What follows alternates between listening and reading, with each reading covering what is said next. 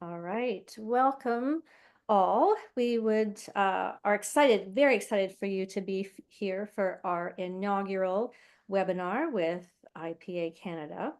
And we have tonight or this evening, whenever you're listening to it, a very good friend of ours that we have recently met and made. Rachel Franz is, I'll read your bio and then we'll just go on from there. So Rachel Franz is an early childhood advocacy program director at Fairplay and a champion for the children's right to play. At Fairplay, she specializes in early childhood development and exposes how companies mislead families into believing screens are essential for kids to thrive. A former preschool teacher and director of an all-outdoor preschool in Seattle, Rachel also consults with and trains early learning programs nationwide to expand access to play and nature. She is a member of IPA USA, serves on the advisory board of the Washington Nature Preschool Association, and lives in Seattle with her partner and beloved dog. So we welcome Rachel. And as you know, tonight our webinar is on screen-free play. Now, it has not lost the irony that we are watching this on a webinar. However, we are able to reach far and wide. We are hoping to keep this about half an hour because we do want you to take what we have been talking about to get out and play. And let's move on. So Rachel is going to share some information with us. And what we would like is just to have a conversation. We have Don Clark with us. My name is Lynn Campanella. I should have introduced myself. I'm the Vice President of IPA Canada. And we also have Marge with us, who is the President of IPA Canada. So, Rachel, why don't I let you take it away? What do you want to share with us? Yeah, thanks, Lynn, and thanks everyone for having me tonight. It's such an honor, and I am a huge IPA fan, as well as a member of the USA chapter. I think maybe what can be helpful to kick off our conversation is just getting some facts about screen time and what screen time looks like for children and teens. Across both the US and Canada. And I have a few slides, which is going against our conversation vibe, but I'll show them just to get us started here. And so the audience at home has a visual representation. So let And me that's perfect, Rachel, because then, we have, a foundation on where we can start. And, of course, any questions, please, let's share them for sure. Beautiful. So I started here with the screen time recommendations from the Canadian Pediatric Society. And they've generally, through a lot of research, through looking at other expert guidelines around the world, through considering child development, they've come to recommendations where for children under 2, screen time's not recommended, except for video chatting, which would happen alongside an adult. For children 2 to 5 years old, the recommendation is to limit that screen time to less than an hour a day. And then for children older than 5, limit screen time to less than 2 hours a day. And you may be sitting at home looking at these recommendations like, oh gosh, this is a little bit different than what happens in our household. And the data shows that is true. The chart on the left is US data. Right now, there's not really an updated study of Canadian young people and the amount of time that they're spending online that I could find. But if we look at US data, we can see that children under 2 are spending an average of at least an hour a day on screens. And as children get older, they spend more and more time on screens, with the average amount of time that teens are spending on screens for entertainment, this does not include schoolwork, is 8.65 hours per day. And Canadian data does echo this. So in their position statement on screen time, the Canadian Pediatric Society writes that nearly all children in Canada are exposed to screens by the age of 2. And only 15% of Canadian children aged 3 to 4 meet screen time guidelines. And even before COVID, this was the case. So there's a lot of screen time happening. This slide is a little bit blurry, but I wanted to pull it up because Fairplay just did our own original research on US and Canadian families. You're getting a sneak peek of a report that hasn't been released yet, but will be soon. And I'll share that with you all at IPA Canada. But you can see that the numbers on the right of the screen are the percentage of families with kids under 5 that are exceeding the typical recommended amount of screen time.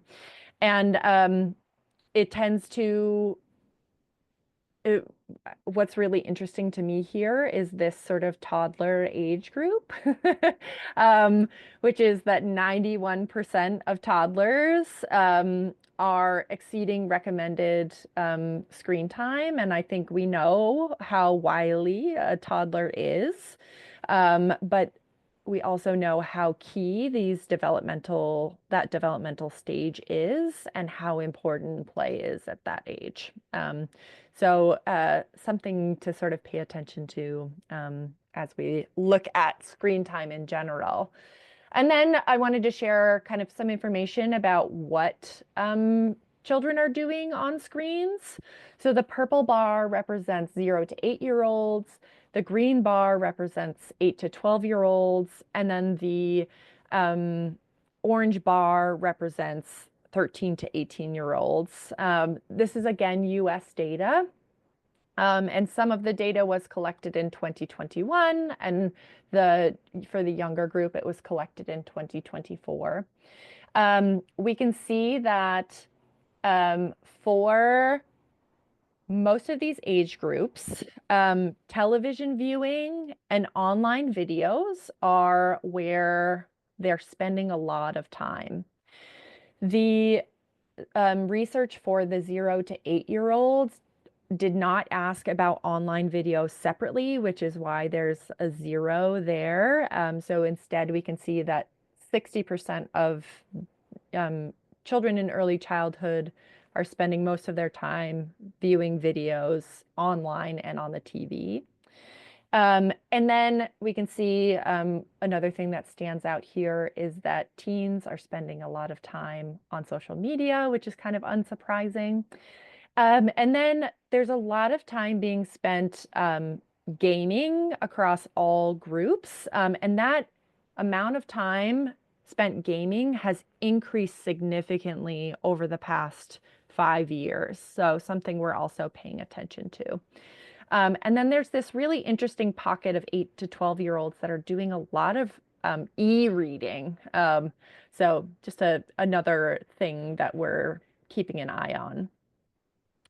And then when we ask teens about their time online, one survey said that they believe that they can't live without YouTube, Snapchat, TikTok, Instagram, Discord, and Facebook in descending order of popularity. And another piece of research that came out last year said that almost half of teens say they're online almost constantly. And if we think about what's happening with young children, right, we know that the high quality play and activities that they do in earlier years will be sort of protective factors for sort of how they interact with screens and help them be more resilient to some of the harms that they may experience online. And then lastly, if we look at screen time across different demographics, this is for 8 to 12-year-olds, but it's mirrored in younger age groups as well. We see that children who identify as boys have much more screen time. Children who live in families with lower household annual incomes have almost double the amount of screen time as those in families with household incomes of over 100,000 K US dollars. And there are also some race and ethnicity factors here. There is not a lot of data on Native, First Nations, Indigenous screen time, so that's a gap area, and I know is consistently, thank you, part of the conversation in Canada, as it is here in Seattle where I live. But for now, we know that children of color get a significant amount more screen time per day than their white peers. So I'll stop my slides there to see where the conversation takes us, but I hope that sort of primes our understanding of kind of how children are spending their time and how much children are spending their time with Mhm. screens. That was very informative and somewhat scary Yeah. information that you were able to share with us and to start a conversation, Rachel, because I think if I can just bring it back to when you and Marge and I first connected, I remember you giving us stats on early years and their time spent on, it was on, TikTok, yeah. There was a survey done in the UK a few years ago that showed that 16% of children um, under 4 were on TikTok. And if you've ever spent any time on TikTok, that's just preposterous. But in my experience, spending time in early childhood programs here in Seattle, the TikTok culture and the dances and the videos have crept into play, and they're shaping both the content and the sort of creativity around play. Something really scary to me as an advocate for unscripted play. oh, I remember when you told us that, I literally did not hear the next couple of sentences because my brain just stopped and I could not believe that such an early age they were on a social media platform. I mean, you shouldn't be so surprised, but I just the amount of it was kind of sad and scary. Yeah, and Common Sense Media just came out with a census of US children 0 to 8.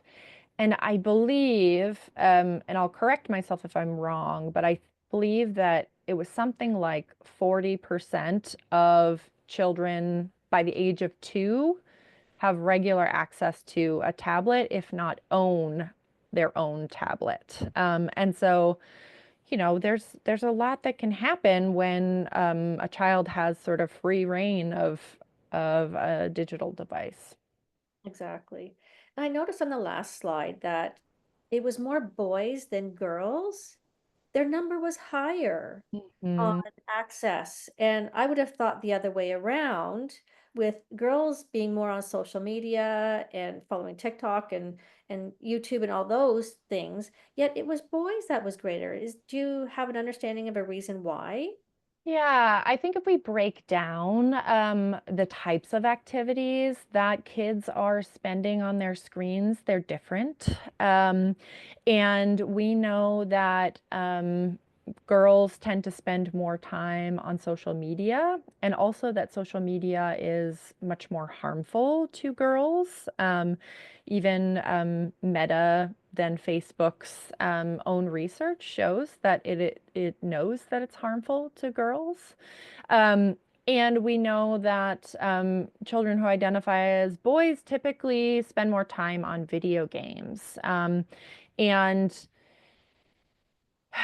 there are what we look at Fairplay is how are these spaces designed, and what are they designed for? And most of the online spaces that we see that children encounter today even in the earliest ages, are designed to keep children on them and to sort of encourage children to do things like click or buy or spend money. And games are designed slightly differently than social media. Social media sort of has this endless scroll situation happening, whereas games, um, there are some really, really sneaky, what we call manipulative design tactics to keep kids on there longer. And so I think when we compare, the amount of screen time that boys versus girls spend on there, those are part of the why. Mhm. And it's funny when you mentioned, they're on there and they have, those things they can click to buy and things like this. So in my generation, we would watch our Saturday cartoons or our after school programs, and they were the constant commercials, but they were at a distance and we'd have to say, Mom, I want that. Mom, I want this. Dad, can you get me this? And it wasn't a click. It wasn't an easy fix Right.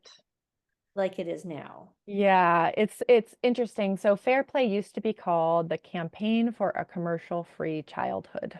Mm. Um, and what we realized over time was that painted this image that we didn't want commercials in between programming, right? Which generally we don't really want for kids. They can't necessarily, especially young kids, can't distinguish between programming and advertisements.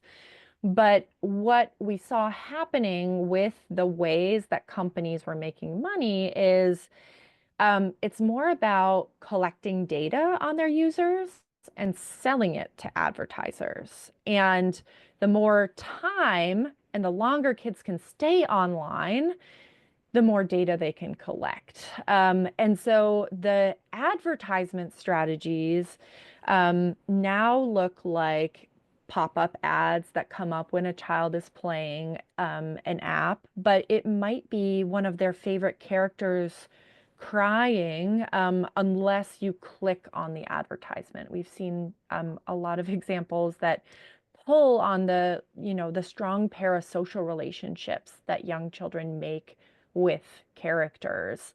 It also looks like gambling mechanisms that um, they're often called loot boxes, where there'll be sort of a mystery box in a game, and you spend a lot of time, and then you finally get the loot box, and you have this chance to get this really rare item. And of course, you rarely ever get the rare item, but that keeps kids on there longer. And kids are actually spending real money in these spaces that's sort of instantly available to them as well. So those are just some examples of what we're seeing. We call these, some of the worrisome monetization strategies that we're seeing today. And they're just very sneaky. And from a developmental perspective, even with a warning, kids cannot decipher these as advertisements. Well, very true. And where are they getting the money from? That's a great question. We recently published a report. I spent the last 2 years doing this research about games like Roblox and Fortnite and Call of Duty, games that are really popular amongst adolescents. And we did focus groups with young people ages 9 to 15. And several of the young people in our focus group said, um, I get my allowance and I spend it all on virtual currency. And we know that Robux, which is the virtual currency in Roblox, was kind of the number one ask on the Christmas list this year. Um, it's really taking over children's leisure time. And I started to say children's play and what they're playing, but it's really not play. It's leisure time and what they're doing in their downtime. But you can imagine all this time on the screen is really impacting some of the high quality play experiences that they do get. Actually, maybe I said one more comment I'd like to open up to others who have questions, but maybe this is something we can work on for part two of this webinar and looking at virtual play versus authentic, actual face-to-face play, and giving a bit of a comparison. So maybe that's something I'd be interested in working on with you and just bringing the stats from that because, so many parents say, oh no, they're playing with their friends, they're online playing with their friends. Are they? It's a So tricky one, and I'll just comment briefly on it. Um, we need to acknowledge that kids are having fun a lot of times when they are spending time on screens, and that these platforms have a real grip on sort of the social experiences, especially when you get to sort of middle childhood and adolescence. It's real and it's important, and we have to acknowledge that it's that way for children. Um, if we look at sort of familiar or academic definitions of play, um, there's a big difference when a child is playing at the park, where there are supportive adults and peers around. There's a real environment where they get feedback from the world around them, compared to a virtual environment where maybe they have some creative opportunity, but the adults in those spaces are often strangers. They're companies who are sort of leading kids down different paths. So there's not a lot of decision making and intrinsic motivation happening. And the play is often scripted and contained. And yes, please, let's chat more about that. I could spend hours talking about it. But, when we have companies really preying on kids, it changes the game in terms of what play, quote unquote, looks like. true, very true. And it's a relatively new world. Mm. Uh, I'm sure post-COVID, it has exacerbated even more from what it was, in 2019. So, it's something to move forward on. Anybody else have any questions they'd like to address to Rachel? We've got some other ones too. If I have, I was very interested in some of the other things that went on as well. But Looks like Marge has a question. oh, I'm sorry, I missed that. Marge, please, please. Yeah, my question is just more around, when we're looking at this screen time, and as you're talking, I'm thinking of when I go into my dentist's office or I go into a restaurant or anywhere, the push carts that you can put children in when you're at the mall, they all Mm. now incorporate screens. And I'm just kind of curious as to when screens almost became a way to regulate children and Mm. keep them occupied, rather than allowing children to have those moments of sitting quietly looking at a book in a waiting room or looking around the mall as you're pushing them around. So I'm just curious about how we kind of almost combat that approach as well, when it comes to screen time, because we as much as a parent might even try not to use screens, they're so prominent as we go throughout our day that it really takes a lot of vigilance to be able to bypass them or offer alternatives. Yeah, thank you for that great question. I often see at this point in where our societies are, I see play as an act of resistance and an act of centering children in childhood, where in this world it's often not the case. And I think there are a couple things happening here. One is that there's sort of a fear, there's like boredom is kind of scary, right? um, and there are so many systems that treat children as burdens as opposed to humans in our world that, makes it feel like we can't, children should not be heard at a restaurant, etc. One of the kind of metaphors that I like to use is this idea that play is sort of like a muscle.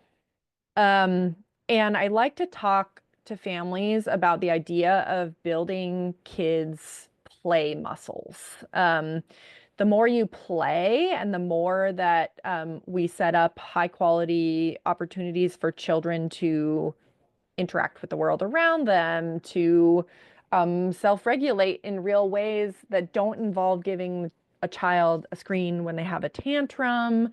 Um, the more resilient you are when problems arise and boredom creeps in. Of course, like an infant and toddler is going to scream at a meal. That is just going to happen. And I I was telling Marge and Lynn earlier that I would love to see a campaign where like it's sort of like let your kid tantrum in the grocery store, like be loud and wild and normalize that again. Um, but if we think about play as a muscle, the more that we are giving kids screens to self-regulate or to be quiet and not heard and seen in these spaces, um, it's putting them at a disadvantage for being able to operate in those spaces as they get older. And so, we can really work against that by keeping and prioritizing play as part of our daily routine, working to build independent play skills as much as possible, right? Different children have different needs. Um, and building those skills. And then um, really there's there's kind of this piece too that's really unfair to families, which is that these screens are designed in a way that they cause temper tantrums as soon as you try to disengage with them too. And that's a lot of what we work on at Fairplay, which is holding those companies accountable for designing screens, apps, platforms in that way, so that it makes parenting harder. So there are kind of it's a double-edged approach for sure. Mhm. And you mentioned that you want to take away boredom, where as if you're allowed to be bored, that's where your creativity builds from, right? Sure is. Yeah, I just love boredom. And I'm sure a lot of play advocates too do too, right? Boredom has such a wonderful potential to be a jumping off point for some of the most creative and wonderful play. And the first thing I do when I hear my nephew say I'm bored, I say, "Oh my gosh, congratulations, you're so lucky." And if we treat boredom as a burden to problem solve as adults, it becomes tedious for everyone. So setting up boredom as an opportunity to try something new, for kids to take on something that they're intrinsically interested in, it can be super fun and it can relieve the burden for families as well. That's it. I mean, as kids, we went in and told my mom we were bored. Okay, well, you can do chores or you can go out and play. Yeah. Hmm. Yeah. Okay, there we go. She didn't even see us go. Dawn has a question for us. Um, and it's kind of wrapping up a number of the things that you say, and I'm thinking about the environment in which we raise our children. Hmm. And I'm thinking about the generation of parents now, um, who are very connected to their phones. Mhm. And, certainly with my children, and I'm old. When my children were growing up, we didn't have screens, we didn't have cell phones. And so they were given the alternative, chores or go outside and play or do something. But we've got an environment now that is very risk averse. We're Mhm. afraid to send children outside. We think they're safer when they're inside the house and on a device. We haven't yet been able to communicate to parents the dangers online in any real way. And so we've got a generation of parents who are risk averse. We've now got a generation of early childhood educators Yeah. who are also risk averse and who worry about being bored. And so I think it's the environment a lot of times for children that makes it really difficult to keep them away from screens. And as you said, Marge, the shopping malls, everything is pervasive with the screens. My one grandson is in kindergarten, and his teacher has required that they go online every night to do their phonics games. Mm. And so that's being required at home. And so it's a game that he plays, and after he plays the game, then he can do something else. But because it's homework, it happens at home. Mm. So I think there are those things that are happening too that just make this. The game designers are totally. I'm glad you're going after them, and I wish you all the best with that. Oh, thank you. But I really wonder what we do with the environment. And certainly I'm seeing in childcare centers now, I'm seeing that educators are not allowed to have their phones with them. There's one phone that they can call the office or whatever, but no personal phones. The TVs have gone. Most of the centers I go in don't have computers in them. So I think we're working on it that way, but then it leaves the educators going, well, I don't know what to do with them. They're bored. So take them outside and play. So have you looked at how we educators support parents Oh, around this? I love this question for multiple different reasons. I think that early childhood centers, care settings have such an incredible opportunity and role to model what high quality, developmentally appropriate, screen free play can look like. And I think for a long time, especially with COVID, right, they sort of swooped in to save us, whatever that means. And a lot of times, educators have sort of developed, used it as a crutch or as you know, a way of, it's something they rely on to support kids, and they didn't need to do it before. So I think there's been sort of a loss of skills, or a loss of the real understanding and value around play, when all of this sort of chaos and trauma happened. And that is totally understandable. We also have one of the other things that we look at in our program is how screen time is marketed to families. And we know that educators get a lot of pressure from families, to make sure that their child is staying caught up and keeping up. And the tech industry has done a really good job of convincing us all that screens are essential. They're part of our daily life, so kids need to use them early in order to succeed later in life, right?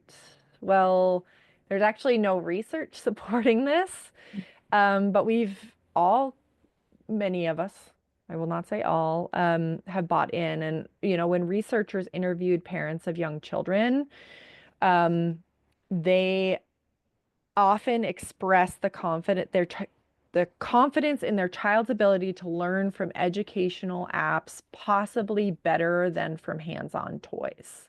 Yeah. Right? Which we as play people know is not true. And so the power and the grip of the tech companies makes being a kid and doing all the kid and play things really hard. It brings an additional pressure to educators, and it makes parenting really hard. The other thing you mentioned about environment is that what I think we don't talk about enough is that handing a child a screen is like sending them to a different environment. So we can have a beautifully curated childcare center, right? Or a playroom, or even just like a pile of pillows and boxes that our kids are playing with, um, and hand them a screen. And it's not even like sending them to a different room. It's like sending them to a shopping mall where a bunch of creepy strangers want their attention and their money, and they're being told to click here and click there, and um, it's it in that case, right? We need to be treating these environments extremely seriously, and recognize that it totally changes sort of where the child is at in those moments where they're engaging with those screens. And I'll just add one other piece that I think is really worth more attention. You talked about self-regulation. Mm, And I'm really hearing from educators about how children's ability to self-regulate is declining, to the point where I'll be talking to out-of-school care staff, for example. So these children are 7, 8, 9 years old, and they no longer know when they're too hot to take off their sweatshirts, or that they're thirsty and they need to drink water. They've totally disconnected from their bodies. And I think self-regulation, when we talk about active play particularly, and the ability to self-regulate, and how that supports both children and their educators. But yeah, self-regulation is, I think that's something we need to learn more about. sure is. And imaginative play is the first time in a child's life where they really get to be in charge of their self-regulation, right? They become a character and they stay in that role. And it gives them opportunities to do that in a space where they're not already upset. It's so powerful. And there are studies that have come out in the last 3 years that have shown that handing a child a screen when they are upset diminishes their executive functioning skills and self-regulation skills when they are older. We have that data. And the more we can say that out loud and help families to recognize the importance of co-regulating and being with your child when they're upset, and using play as a protective factor for self-regulation later, and helping them understand that play is resilience and play is problem solving. It will set children up for so many better health outcomes and mental health outcomes and developmental outcomes, let alone making it easier to be in the now as a parent. Wow, that's awesome, Rachel. That there's so much, so much, so much more to cover in this, and so many questions to go with. And if we can just wrap this up, are you able to share, say, 3 strategies that parents can use to help reduce screen time? It sounds simple. So if we can start with the words, then maybe we can put some action into it. Sure. I have to preface this list by saying that it is never been harder to be a parent, and the design decisions and marketing decisions that are made by the tech companies to keep kids online make it even harder. So acknowledging that first and foremost, and number one would be get mad that this is happening.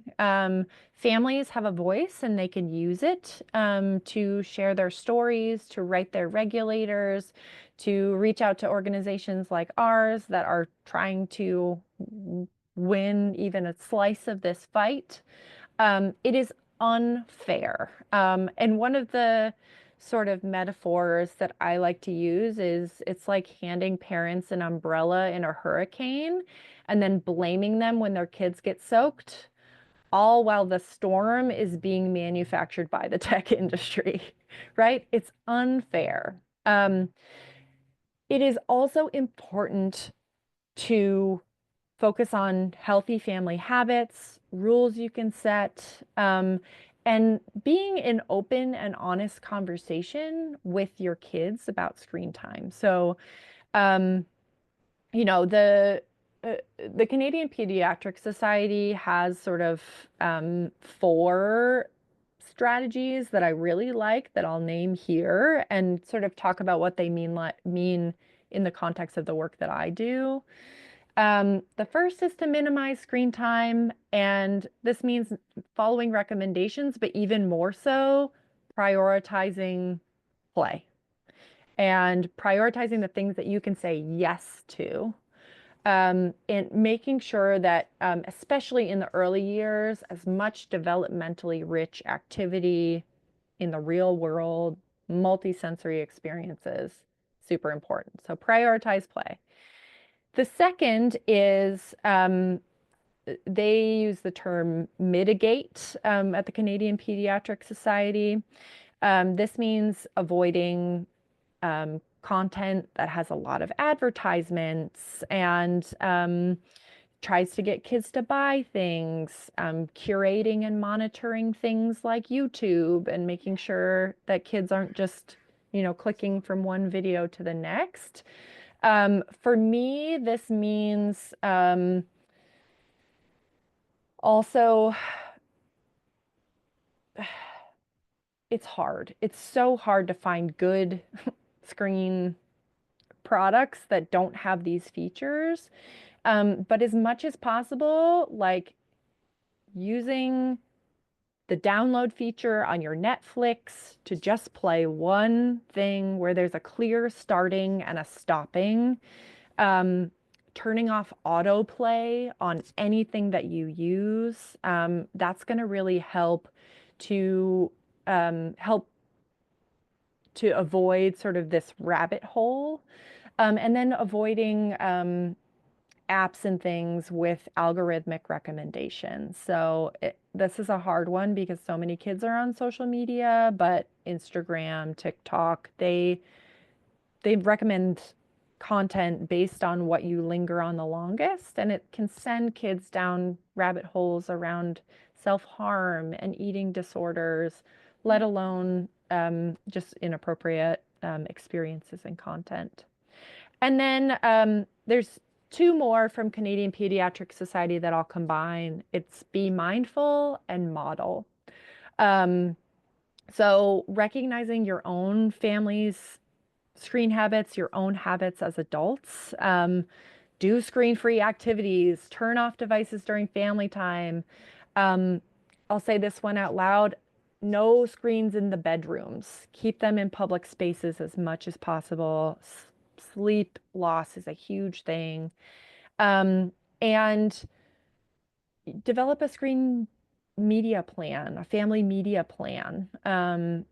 This can be as simple as, you know, I agree to check in with my grown-up when I'm about to use a device, right? And as complicated as like, here's the number of hours on this day and this day and this day and the weekend. The more that we can get kids consent and buy-in in the rules, right? More we can collaborate with them, especially as they get older, the better. And we have a number of different resources at Fairplay that we've developed. One for young children. We've developed 2 so far for young children. One is called Safe, Secure, and Smart. I wrote it a couple of years ago, and it covers choosing apps and online video platforms for preschoolers. And then even better, we have this brand new, I guess it's a year or 2 old now, but it's our early childhood screen aware action kit, and it's for families and early childhood educators. And it's packed with tip sheets, signs that child care programs can put up in their windows or doors around screen time, letters to families, letters to educators, lots of tools around this. And then we also have additional resources for schools and education technology, and kind of endless opportunities to participate in helping us take on some of these companies too. So lots of things that you can join on our website, and maybe I'll send them to y'all, and we can link them with this webinar too. I was just gonna ask that. It sounds like, even where you found the link for the Canadian Pediatric Society, getting their information, we'll add yours, and we could actually, make almost a whole page on our website on, how to support uh, play and diminish screen time. And I really like the fact that if we can use the positive language, let's do this instead of that, as opposed to don't do, how can we change that into a positive, right? I So think that's so important, Lynn, and we are just about to publish a brand new toolkit for how to message to families around screen time without activating shame and guilt. Yeah. And it really, that's the part of the strategy, is really start by acknowledging how hard it is to parent, then talk about the things that families can do. And then that opens the door to talking about some of the harmful pieces. But we really need to start with that, like, here's what kids need for their development. That's it. Breaking it down, so you have to do all of these things. No, try one of these things. Yeah, try Start one. with these things, right? So that Mhm. you feel successful, and try it for 2 weeks. Put that habit into place, and then we can move forward on the next one. Hey, what if we try this? I don't even have to kind of just slip it in, right? Like you're putting zucchini in the pasta sauce, just slip it in.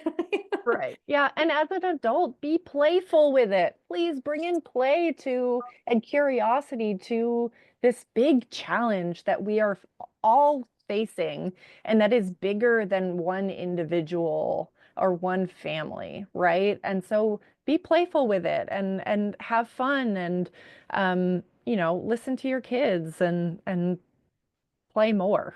It can make a big difference. And I think the thing is too, we have to realize is really technology is really in the big scheme in its infancy, and we have just used it. Now we're realizing, ooh, maybe we've used it a little bit too much, and how do we stop this, and how do we get back? So, and it's not just one person, we're all in the same boat. So how can we work together to work to fix it together, right? Too, and realize what's been happening. Like you said, communication is huge, and bringing it a positive language and positive output to everybody, for sure. So, Rachel, this has been an awesome so much for a half-hour conversation. But there's still so much we can talk about it. If you're willing to, we can certainly look at a series, because and hearing from others on what it is and how we can find the help, you know, for not just early years, but for all the ages and stages, and what we can do to help all together. So, Rachel Franz, thank you so much for your work on what you're doing and for sharing it with us. It's been very enlightening, but also there's light at the end of the tunnel. There is hope. Yes. Thank you so much for having me. It's really been an honor. I appreciate all the work that you all do as well. Thanks, Rachel. All right. On for the next time for sure.